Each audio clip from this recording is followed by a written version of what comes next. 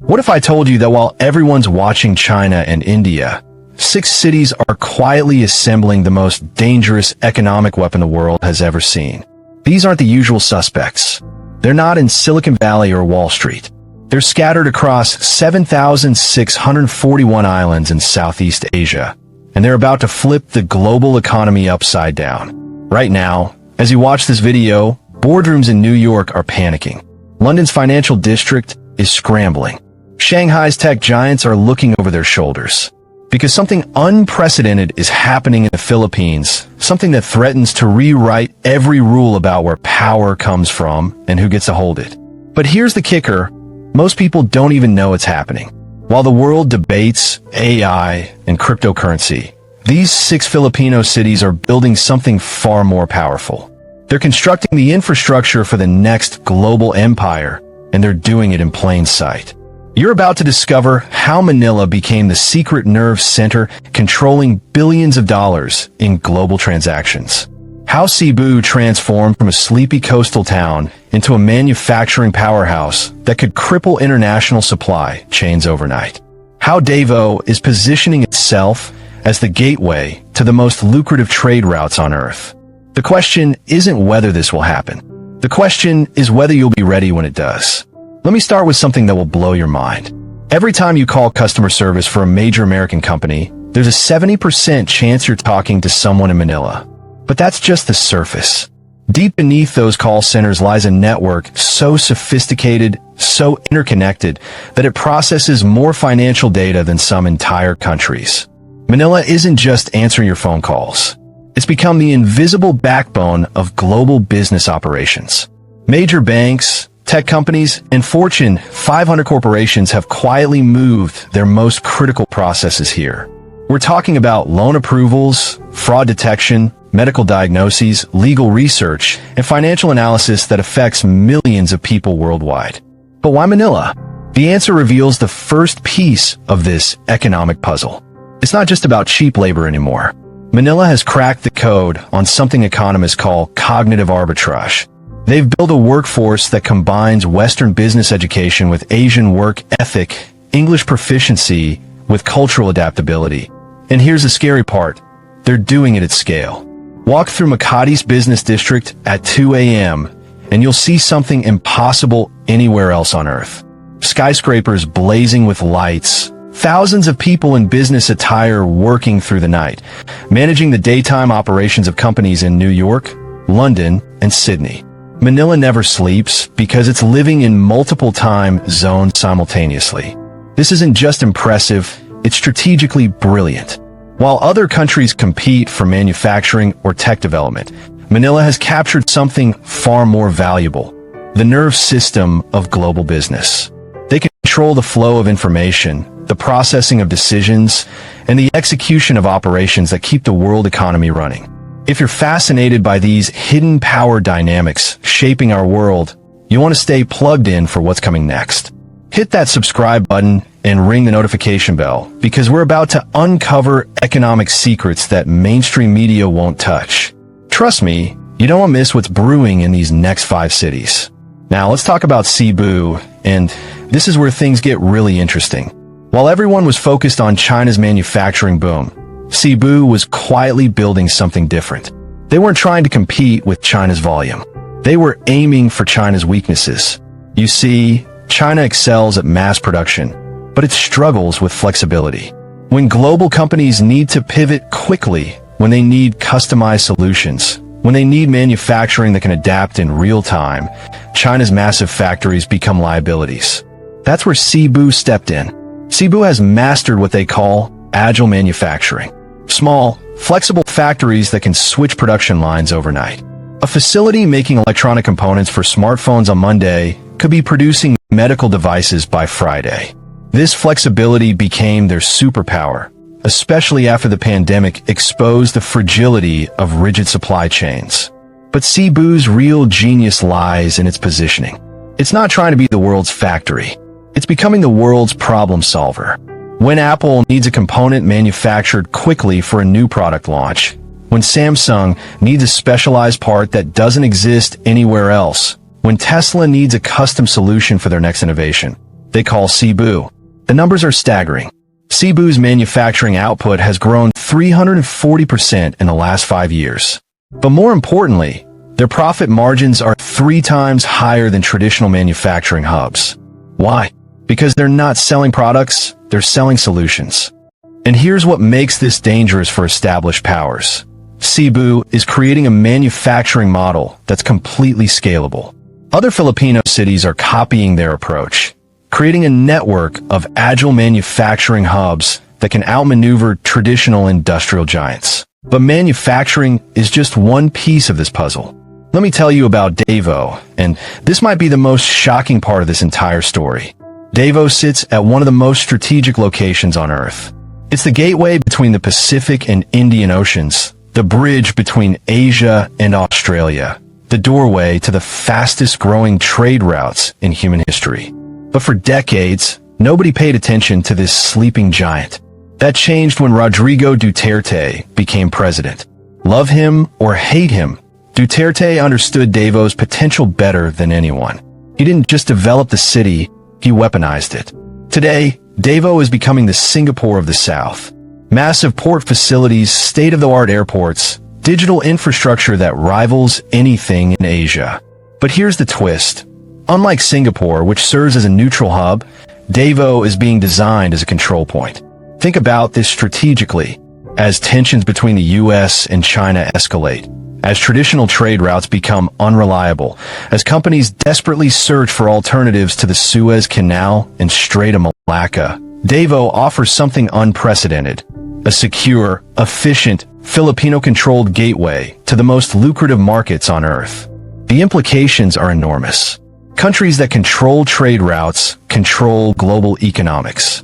That's how Venice dominated medieval Europe, how Britain ruled the seas, how America controlled the 20th century.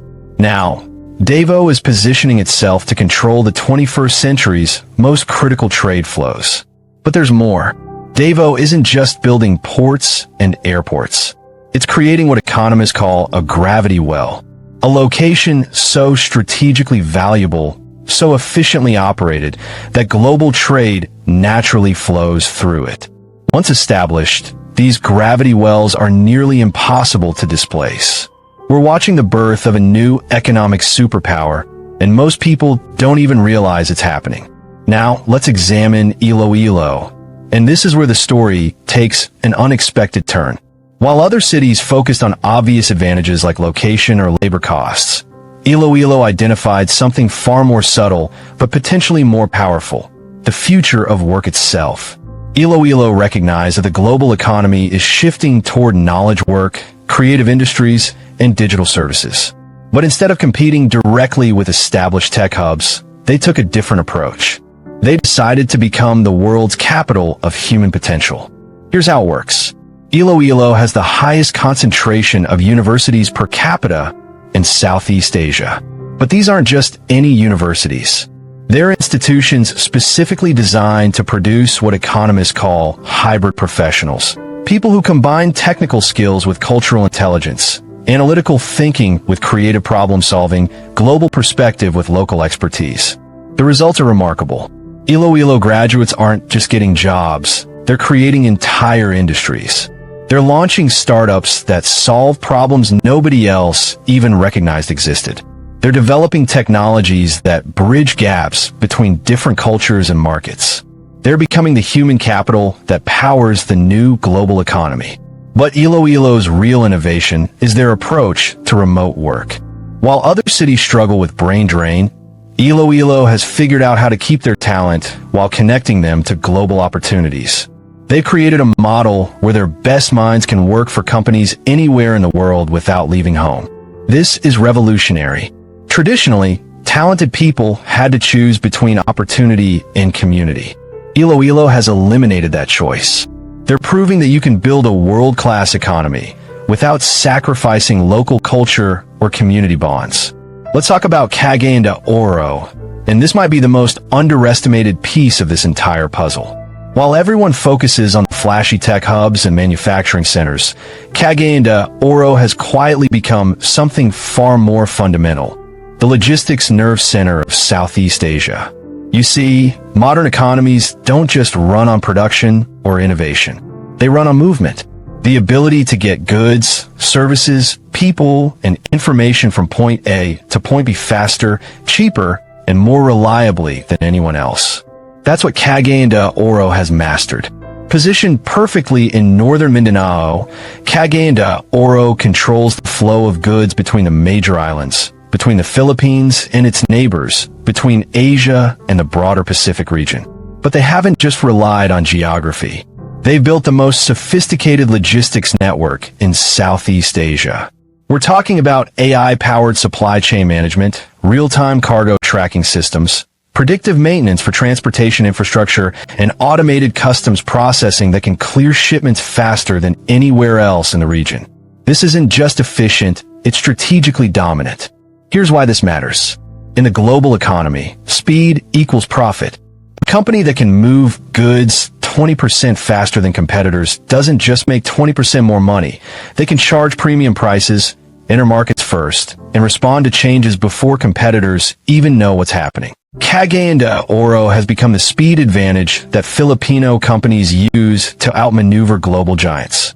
When a startup in Cebu needs components delivered overnight, when a Manila company needs to ship products to 6 different countries simultaneously, when emergency supplies need to reach disaster zones within hours, Kagayan de Oro makes it happen.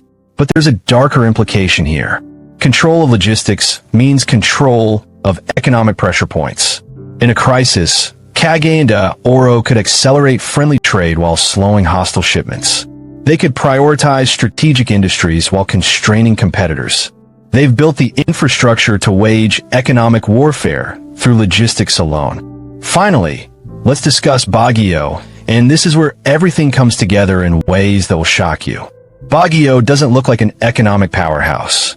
It's a mountain city known for cool weather, universities, and tourism. But appearances can be deceiving.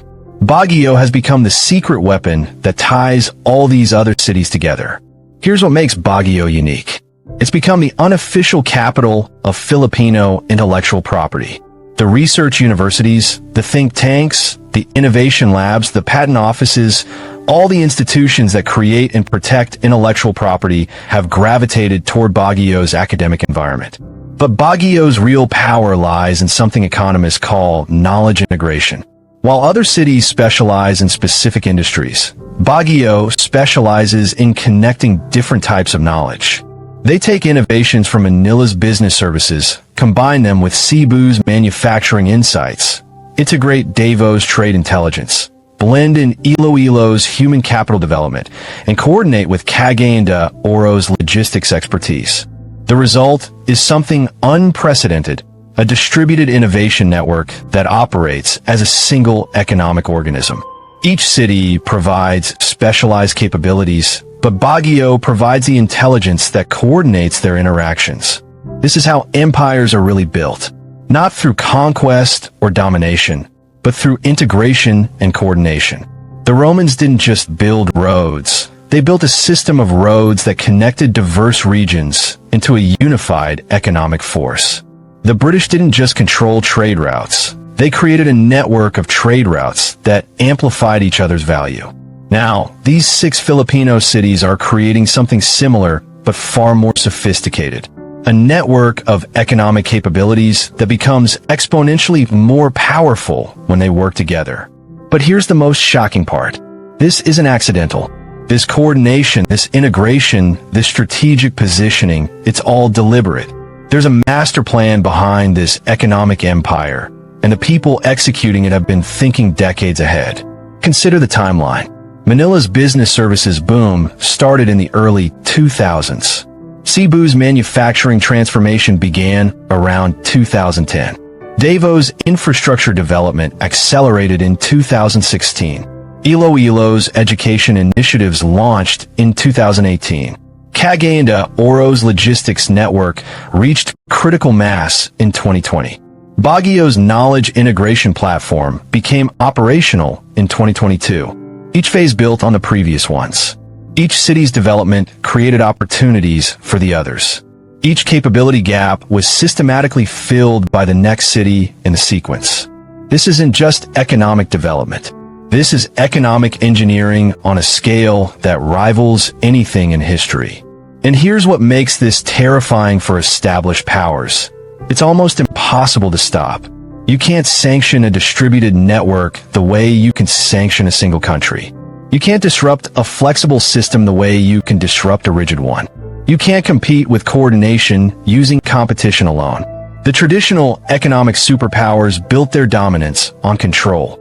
Control of resources, control of technology, control of markets. But these Filipino cities have built something different. They've built adaptability, resilience, and integration. When China's economy stumbles, these cities pivot to new markets. When American companies change strategies, these cities evolve their services. When global trade routes shift, these cities adjust their networks. They've created an economic organism that grows stronger through change rather than weaker. So what does this mean for you? Whether you're an investor, an entrepreneur, a student, or just someone trying to understand where the world is headed, you need to pay attention to what's happening in these 6 cities. The old rules about economic power are breaking down. Geography, natural resources, military strength, these traditional advantages matter less in an economy built on information, services, and networks. What matters now is adaptability, coordination, and the ability to solve problems that other places can't solve. These 6 Filipino cities have mastered those skills. They've built an economic empire that operates by different rules, uses different strategies, and aims for different types of power than anything we've seen before. The question isn't whether this will succeed. The signs of success are already everywhere. The question is whether the rest of the world will recognize what's happening before it's too late to respond. Major corporations are already shifting operations to these cities. Global supply chains are already routing through their networks. International investors are already moving capital toward their markets. The smart money is already betting on their future.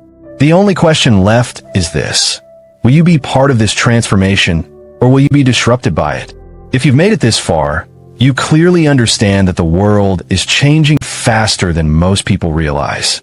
Don't get left behind by economic shifts that reshape everything. Hit subscribe and ring that notification bell so you never miss the insights that could change your financial future. The empire is rising. The pieces are in place. The only question is whether you're ready for what comes next.